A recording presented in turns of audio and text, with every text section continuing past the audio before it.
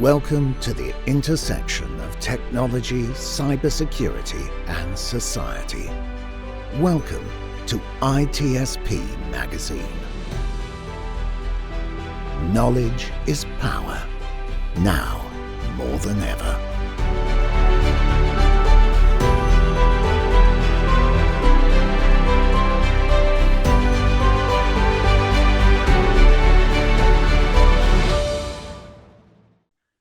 All right, everybody, this is Audio Signal Podcast with me, Marco Ciappelli. If you're watching the video, you see there is another person with me. It's Simon Chou. I hope that's how I should pronounce it. I should have asked you before I started, actually, about how to pronounce it. It's always the number one mistake as podcasters. I know, but when your first language is not English, you just say, "Oh yeah, sorry." That's why I get away with a murder. But anyway, how you pronounce it, Simon? It's Chow, but I think some people pronounce it Chew. Okay. I think both can work, but my family calls it Chow. Chow. Okay, so it's Chow. So if somebody called you in the street, you're gonna turn either or. Like, it doesn't matter either which or. Last name. All right, sounds good. Yeah. So this is a good way to start because, as people can probably understand and they know about me, I don't like to have plan. I don't like Q&A. When people ask me what are the questions on the podcast, I freak out because I really don't want to do that. I just want to have a cool conversation. And that's me. One thing that happened exactly that is very easy. It's when you have another person that does podcast. So it's kind of like, you know, who's going to drive what? Like, are you going to be the one answering questions, or are you going to be the one asking questions? But I'm excited about this. What? Yeah, right? I'm just hearing about it now. Now, is this on this planet, or where is it from? So my podcast is from the future. It's from a land far away. So it's funny. This is actually my second. I have two podcasts. My first podcast I started in 2020. Like most people, when COVID started, it was hard to connect with people.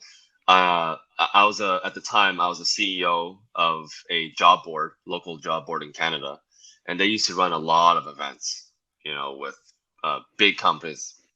I'm just throwing out names: PayPal, Best Buy, IBM, Amazon. Big companies that used to post their jobs on our job board. And we have hundreds of thousands of job candidates. They used to do a lot of events to connect the two groups together. And when COVID happened, all of the events ended. We couldn't meet in person anymore. We tried doing some virtual meetings, but it just wasn't the same, right? So then I said, well, how can I still provide value to job seekers? How can I still get representation and branding from the companies virtually? And obviously, podcasting, it was growing at the time. It was easy enough. I just had to buy a mic.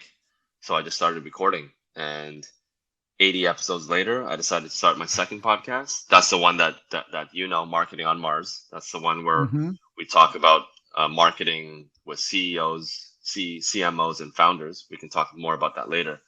And I did already 60 episodes of that. So in total, 140 episodes of podcasting. It's been crazy 3 years.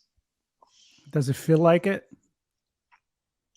So many? Oh man, it feels like forever ago, but also it feels like just yesterday.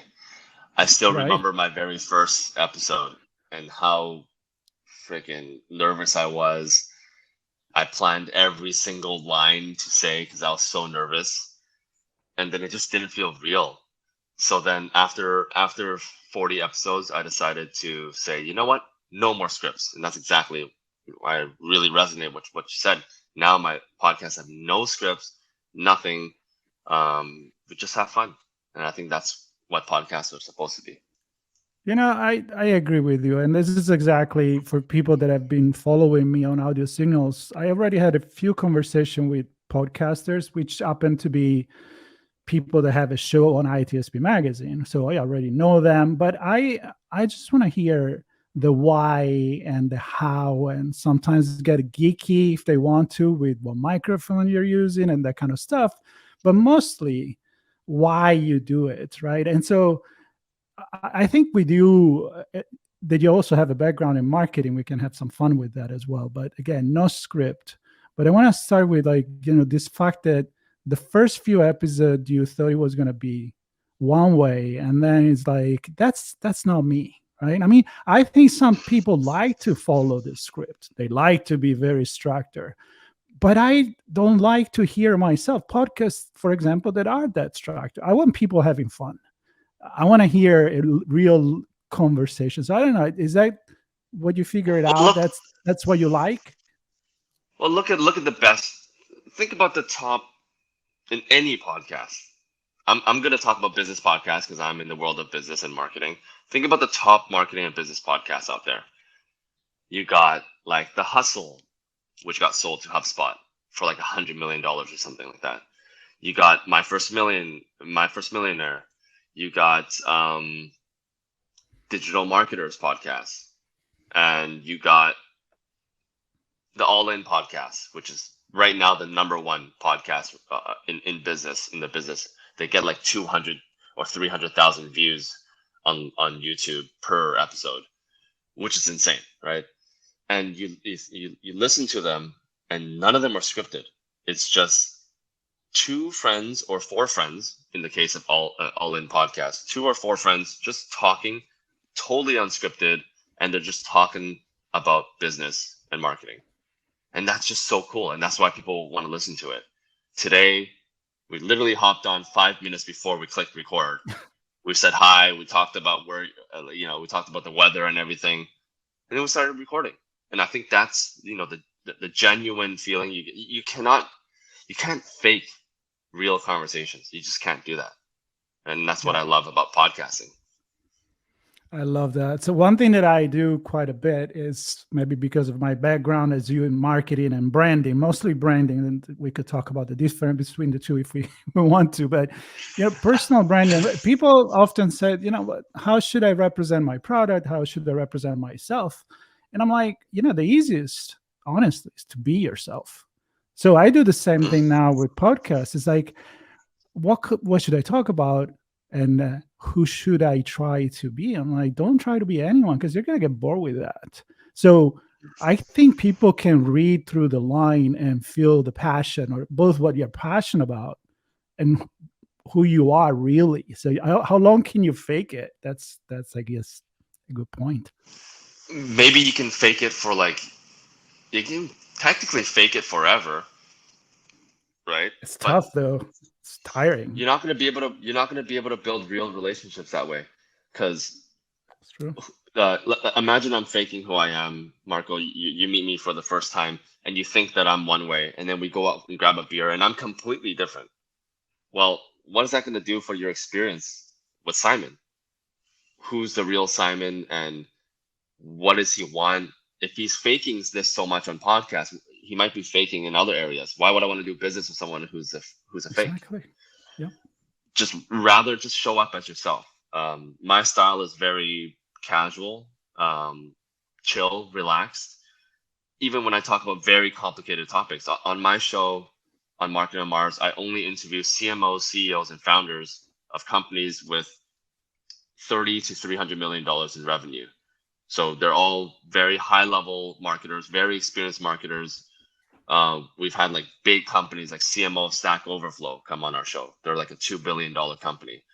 And we talk about very complicated topics, but I like to tone things down in the formality. I'm very casual when I speak, but I understand all the different criteria, all the different areas, and all the, I know all the lingo and everything. But I like to dumb things down, because in my everyday life, in this remote world that we live in, I'm just myself all the time. I'm just me. I don't need to be a formal Simon in front of my colleagues who are halfway across the world. I can just be myself. And I would prefer to show up as myself at work rather than a more formal version of Simon. I'm just going to be Simon. Whether I'm at work, whether I'm at home, whether I'm hanging out with my friends, always be myself. And I think that's so much easier to live life that way. Yeah, it is easier. And I think people really love that, right? I mean, obviously you watch a movie there is an actor that's her job is to be someone else. But in this Someone case, else. you're learning something, you want to know who really these people are. Now, what I want to know is why the name Marketing on Mars? Because I like NASA, I like space, I like branding, I like marketing, podcasting, and I'm like, why are you having this podcast about marketing on Mars? Yeah, that's interesting. That's a very good question, and I'm sorry to disappoint you. There's no, There's no reason. there's no reason. I'm a big, I'm not paid to say this, but I'm a huge believer in like Tesla, SpaceX, and just the future of where we're going, like potentially, exploration in space. Like I'm very bullish on that, and I think there's more to life than what we see right now. And so I've always been, I'm a stockholder for Tesla, and I just love everything that they're doing. Maybe that is the reason why it became Market on Mars, but also, space and everything is it's really, it's a hot topic, right? It's a hot topic right now. So I honestly, and also the other thing is I wanted, as marketers, you always want double, I don't know what it's called, but when you have two letters back to back, marketing and Mars, the two M's just look good. And then it turns out when you take all that, when you create an acronym for Marketing on Mars, it's MOM, MOM. Yep. It's MOM. It's the got MOM it. podcast. So there's so many things, like it all just kind of came together literally. And then I'll tell you the kicker about it later.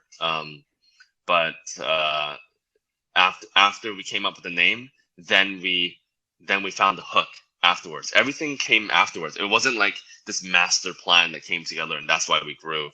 It was just like one thing after another. We just kept testing different things. Our team is really, really smart. I'm really happy with my team, and we're constantly testing different things. And yeah, there's no really smart, brilliant answer that I have for you.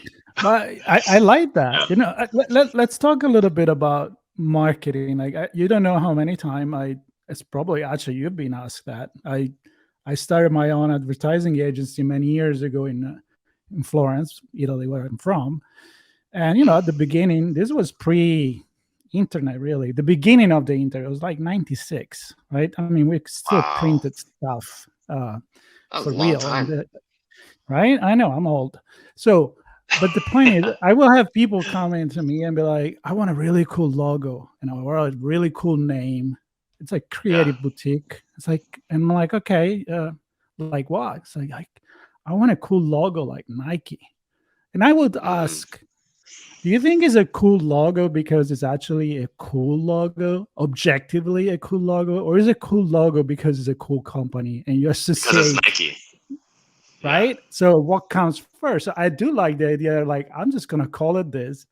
I like it. And then we will find the reason later. So I don't know. You talk marketing a lot. Do you have an opinion on these? Like, do we just build this fantastic brand like if it was all like scheduled from day one, perfectly made and thinking everything, or you just grow as an entity on his own? Well, you said it in your question, which I really love. Is the Nike logo good because of Nike, or is Nike good because of the Nike logo? And I think the answer is it's because of Nike, because there's a new show that came out recently, and I don't know when you're going to release this episode, but it might be a little outdated by then. But there's a new show that talks about the growth of Nike. It's called Air, and it's a movie actually, and how Nike overcame Converse and Adidas. When Nike first came into the scene, they were not the biggest. Converse actually dominated the scene. They were like 60% market share. Nike, when they started, they were a much smaller company. They didn't have the huge market share that they have now today. So it wasn't like they were a household name right off the bat. And it's not like the person that designed the logo could foresee the entire, 100-year future of Nike. There's no way. A logo is just a logo. It is what you make out of it. And obviously the logo is important because people recognize you for it. And the check is a brilliant logo. And don't get me wrong, it was an awesome logo. But even if you had a different logo, like Apple's logo was just an apple, and like people don't remember this probably, but like Apple wasn't always the biggest computer company in the world. Like they were competing against the likes of IBM and Microsoft, and it was like a battle for, and Dell was up there as well. But Apple kept innovating, and they kept doing. They just kept coming up with cool products, and that is what makes Apple's product the way it is. It's not really to do the logo. So yeah, I agree with you. Like if you're just starting out, don't worry. Don't spend 40 days or 50 days on the logo. Just throw a logo on. You can change it over time. Your logo might change over time as well, and it's okay. What's important is the value that, what is your product? What value are you creating and giving to other people? Or if it's not a product, if it's a service, same thing. What value is your service giving to other people? Is it saving people time, right? Is it helping people make more money? Is it saving people money? Like, what are you doing for other people? And think about that value, and that matters so much more than your logo. I absolutely agree. The why behind the company, and if you if you actually walk in that talk, because if there is one thing nowadays that you can't really hide, and it goes back to, are you faking it or are you really being yourself, is the company. I mean, you can tell me who you are, but it's gonna come out. I think actually Jeff Bezos says, your brand is what your company, what people say your company is when you're not in the room. I think it's pretty, exactly pretty strong right there. So tell me people your remembering why. you for. Yeah. So tell me your why. So you said you started the podcast because of the pandemic and you thought it was a good idea, but what was the reason that inspired? Just to keep the relationship going, to reach a wider audience? I mean, what's your passion that is driving you to record 80, hundreds episode one after another and don't get bored with it? Yeah, so it changed over time. Like I said, I didn't have the logo. I didn't have this light bulb moment 3 years ago, and I foresaw my whole future for 4 years. The reason why I did my podcast in day one was very different from why I do podcasting in day 400, and it's very different from why I do podcasting now. So, very briefly, when I first started the podcast, episode 1, the reason was to connect with the employers that post their jobs on our job board and connect and give good advice to the job seekers. That was day 1. After 80 episodes, and when I paused the first podcast, I started Marketing on Mars. I think it was call it day 500, right, of my journey. Day 500, I've already had 80 episodes under the belt, and now COVID already ended, so we can all meet in person now. So there was my why has changed. My why at day 500 was more to connect with more founders and CEOs and CMOs, so I can be a better leader myself. That was my why at that time. Because after 80 episodes, I met so many CEOs and so many founders and so many CMOs. I'm like, they're so smart. What if I can have a podcast where I just interview these people so I can be a better leader myself? That was my why. So that was day 500.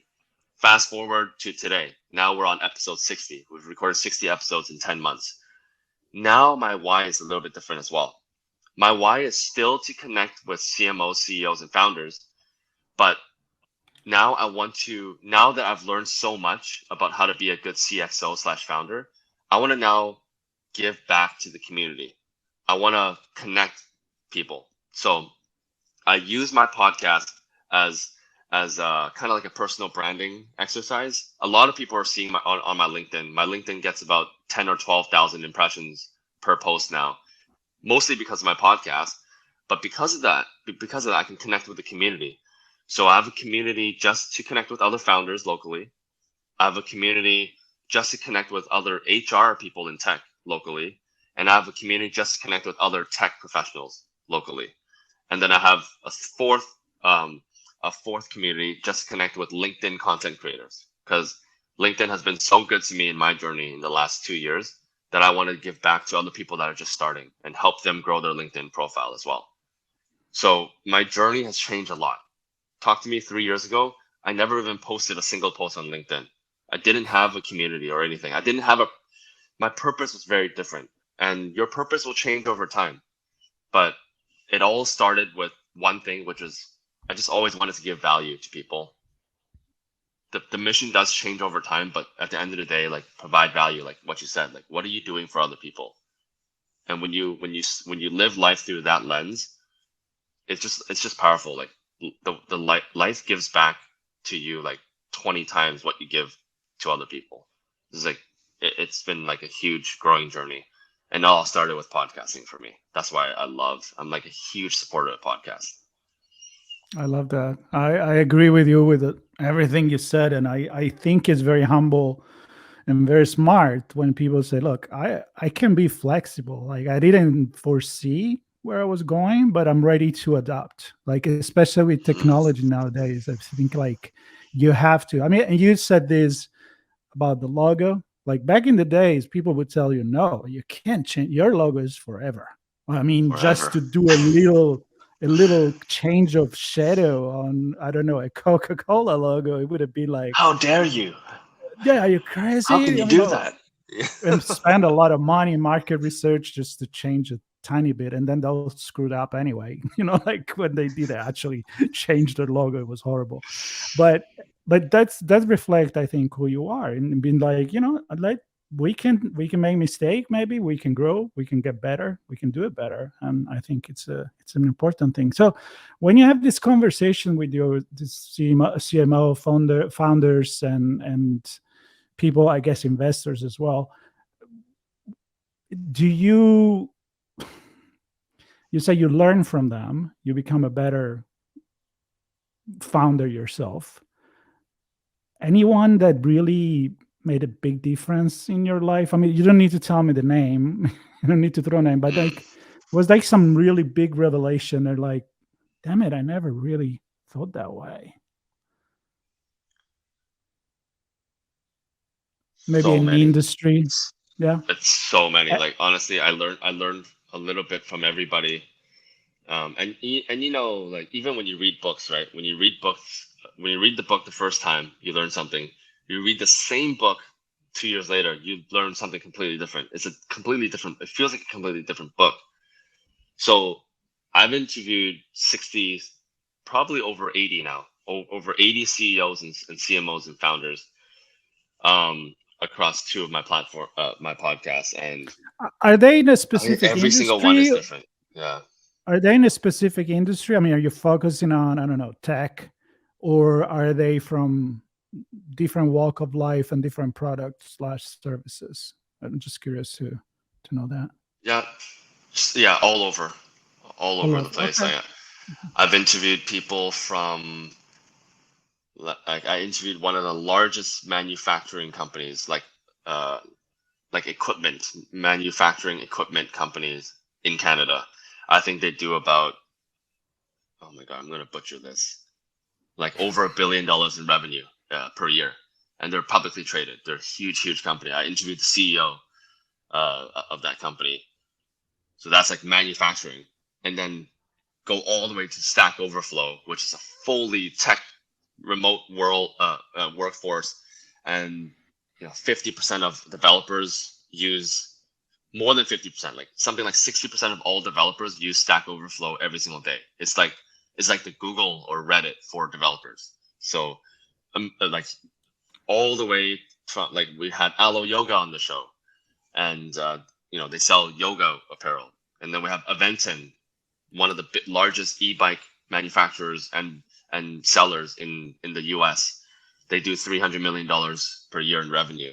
The CMO came on our show, and the list goes on. Like every single time I talk to someone, I learn something different, but also the same. But when you learn it, all right, yeah, it's interesting. Yeah. So let's go there. Like, is there like a thread, like a line that kind of make you think like, wow, okay, every successful founder has, I don't know, this vision or this way of thinking of, I mean, a common thread that you found. Yeah. 100%. What I found in common with all these 80 CXOs and founders that I've met they're all very, how do I say this? They're all very, they're flexible. Like, maybe not at the onset, but they're always open to change and they're always learning. At least the most successful ones, right? And I'm not saying that I'm interviewing only successful people. That's not what I'm like. That's not what I'm saying. That they're in the beginning. I interviewed a lot of companies that were, $0 to $10 million. Maybe $1 to $10 million, like smaller companies. But now, as the podcast grew, bigger companies wanted to come on the show, and so I need to support these, like at least the most successful people that I've interviewed on the show. Yeah, all very flexible and open to change, and just like constantly adapting, and then like just learning. They're always learning. I just interviewed a CMO of a company. Not going to name any names or companies, but the company is huge. One of the largest providers for like security, like online security. They do $300 million per year in revenue, and I interviewed the CMO. You can And throw he the tells name, I me, don't care. yeah, the company is Ping Identity. Yeah, I know them. So spoke with their CMO, and he says he only goes to 2 conferences per year, 1 if he's lucky, and he will only go to a conference if he can learn something, because he's still wanting to learn. And this is a guy that's like super experienced and been around and has just like, he's so experienced in marketing and sales, and he's still wanting to learn, which is incredible, so humbling, and it makes me think about my life in a different lens. I've always known this already. Like, you can. I've always known this. I have a mentor that tells me, as soon as you think you know everything, that's when you know nothing. And when I talk to all these people, and they humble me every single time, and I live my life so differently now versus 3 years ago when I just first started my podcast journey, because I just know that there's a million things for me to learn. I love that. I can see myself into that too, although I'm older than you, but every time I talk to someone, I just learn. I mean, even if I throw my opinion, it doesn't matter. You never know enough, right, about anything. And I like to think everything from a philosophical perspective, which is always make you doubt everything that you actually know.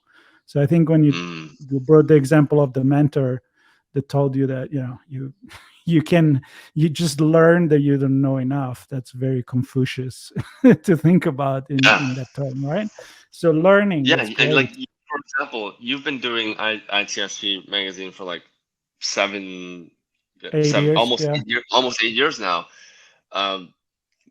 Podcasting, media, different channels have changed a lot in the last 8 years, and you're just constantly evolving, right? Like, Absolutely. TikTok didn't exist 8 years ago. I mean, it did, but it wasn't so big. And like, Instagram was the biggest thing, and now it kind of went downhill a little bit. Facebook was the #1 platform, and now it's like nowhere to be seen. Snapchat came and disappeared. Like, it's just constantly changing and evolving. MySpace. You don't even remember MySpace, bro. Bro, I don't. I don't remember MySpace. That's another age. That's completely different age. That's prehistoric, pre-Facebook, prehistoric.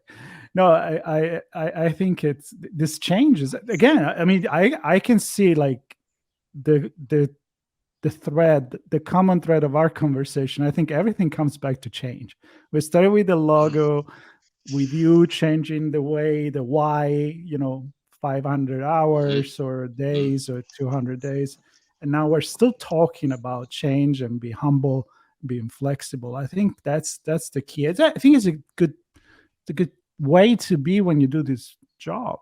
Because if you're interviewing people, what are you going to go there and just show off that you already know all that shit? Because that's not going to go well with your audience, right?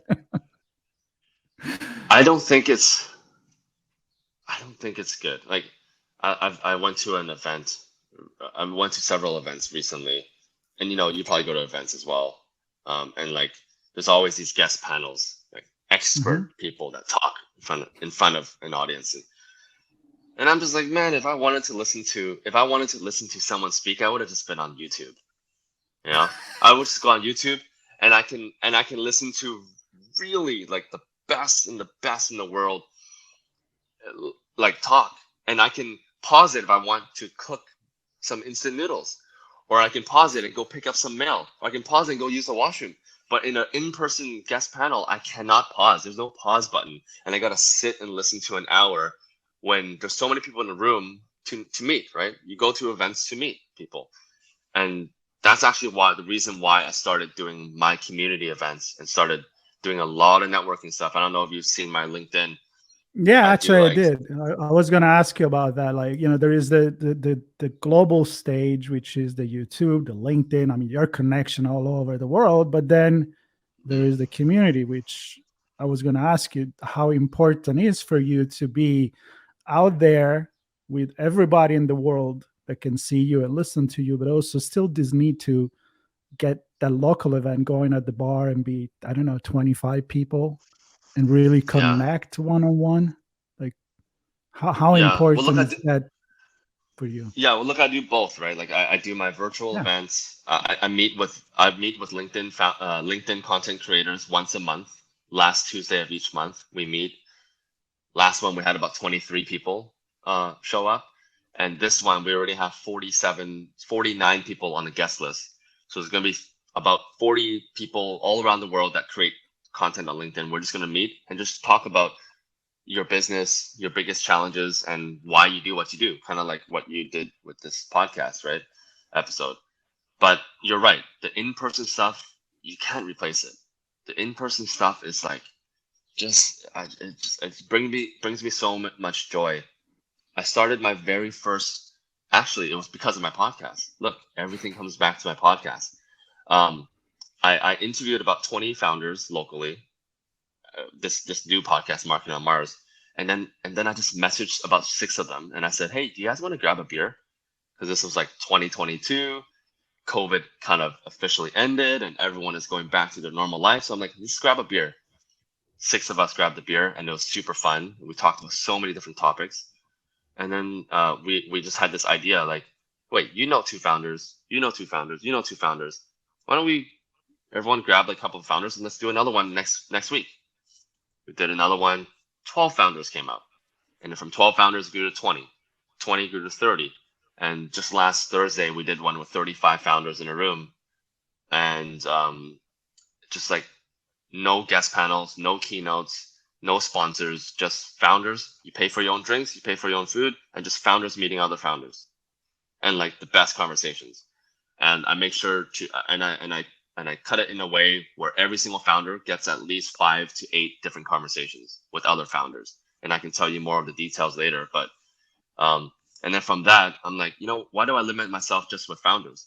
What about all these job candidates that I have access to on BC Jobs? They want to connect with other people and learn how to become a better job candidate. So I did a job candidate happy hour on Tuesday, and about 70 people came out to that. And then just yesterday, we did a HR happy hour, and about 110 people came to that happy hour. And so like the communities are growing, and my whole thing is, as a host, I need to make the event not about me. I just bring the people together, and I have to get the hell out of the way. I'm not going to speak for 5 minutes or 10 minutes. I'm going to force you to have to listen to me. If you want to learn about me, you can go on my LinkedIn. And my LinkedIn, you can learn everything about me that you have to, almost. But I just want to bring people in a room and just let them talk, mix and mingle. Hear this person, you meet this person, and just allow people to really connect. That's really cool. And I think you need to be some kind of a born connector even to have podcasts, because you can't be too reserved. You need to like to talk to people, and more often than others. I mean, I like to organize panels where we talk about a topic. Usually it's people that I have interviewed or I've been on their show, or I mean, it's not real life, but again, I'm actually supported that digital life is real life. It's different. It is real. but it's real. It's I real. mean, big time. It's real. It's totally real. I Very mean, real. I went for the first time back to an event, and it's probably one of those that the CMO you talk about being identity was RSA Conference San Francisco. It was 3 Oh, weeks ago, and I finally made it back. We were media partner, and it was amazing to finally be back with the cool. community, even if it's people I maybe interviewed 3 days before. But there is that feeling. But honestly, I felt like I already knew them, even if I never met them. But after I talked to you for 40 minutes, I mean, there is a connection. It may not be a fist For bump, and sure. not maybe a beer, but I mean, we got to talk as I who mean, we we can. are. I have a few beers in my fridge. We can definitely I still have grab a beer. water. I have a sparkly water, but looks like a beer. No, listen, I want to ask you the last question, which is what's going to be your next change? Like you say in your next why, your next change. I mean, do you have maybe other conversation that you want to start tackling, other topics that you're passionate about, and maybe you'll just start another podcast? I don't know. Anything in your radar Wow. that kind of inspire you now? My next thing, and I haven't really talked about this publicly too much. I've just been thinking about it a lot. It's just like I do a lot virtually with my CMOs and founders all over North America, and we build good relationships virtually on my podcast. But I would love to do like a bring everyone together on my podcast in person one day. It would be my dream, and I don't know how I would do it, where it would be, because they're all over the world. We have C-suites and founders in New York, California, San Francisco, Nashville, Phoenix, just all over US and even Canada, Vancouver, Toronto, Montreal. Where are we going to bring everyone? Are we bringing everyone to Mexico, or bring everyone to Napa Valley? Like, I don't know where we're going to bring everyone, but if I can do that in the next like 12 months, it would just be a dream for me, because I've interviewed everyone, I've spoken with everyone. Everyone's doing such cool things. It would be cool to bring everyone in a room where they can connect and chat. But that will be some whiles away, because I've never done that yet. All right. Yeah. Well, if you can do it, I think will be pretty big, because it's very hard. It sounds like a conference that is not really a conference, but it's just a get together. I'm going to suggest the metaverse. I'm going to suggest the metaverse, but it's probably not going to. I know. I know. I'm just kidding. I know. It would defeat the purpose, right? And I know, but it's not. But there are so many. There's so many already out there, and if I do that, it'll just be another. Hey, me too. And my whole thing is connecting people with other people. So if it's not going to work out, then it's not going to work out. But if there's a lot of interest, then I would love to do it. But we'll have to see. Maybe on Mars. Maybe on Mars. Take us, Elon, if you're listening to this. Well, first you got to put the big rocket up for real, but it's working on it. Listen, Simon, I really was looking forward for this. I know that I had to reschedule with you from last week. This is going to go live relatively soon. I mean, publish relatively soon. And it was a pleasure. I wish you the best of luck for anything you do. I mean, I really enjoyed to have this honest conversation, completely unscripted. Again, nothing. Literally, we had no idea. We had no idea what we were going to talk about. And yet, I really hope that our audience got to listen to it, to spend a good 38 minutes, having a good time, maybe learning something, having some questions in their head. That's what I feel like it's successful. If you have more questions now than when you started listening to this, we did something good. So Audio Signal Podcast, subscribe, share, and of course, connect with Simon. There'll be a link in the note to your podcast, to your LinkedIn profile. And hopefully you will make this big meeting somewhere in the world or in the solar system become reality. So thank you, Simon, very much. Thank you. Appreciate it.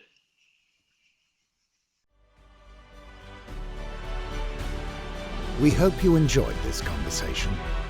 If you learned something new and this story made you think, then share ITSP Magazine with your friends, family and colleagues.